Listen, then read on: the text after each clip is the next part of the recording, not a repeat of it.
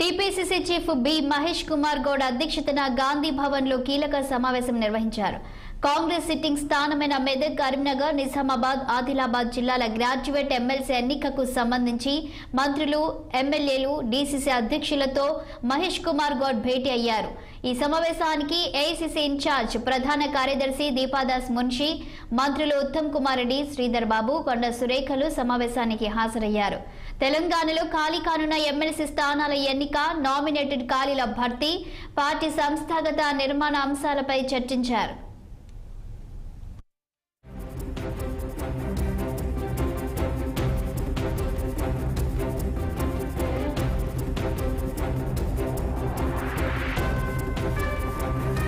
ఇక శాసన మండలిలో మెదక్, నిజామాబాద్, ఆదిలాబాద్, కరీంనగర్ జిల్లాల graduate MLC T Jeevan Reddy, ఇదే జిల్లాల ఉపాధ్యాయ ఎమ్మెల్సీ కూర రఘోత్తమ్ రెడ్డి, వరంగల్, ఖమ్మం, నల్గొండ ఉపాధ్యాయ ఎమ్మెల్సీ అలుగుబెల్లి నర్సిరెడ్డిల పదవి కాలం వచ్చే ఏడాది మార్చి 29న ముగియనుంది.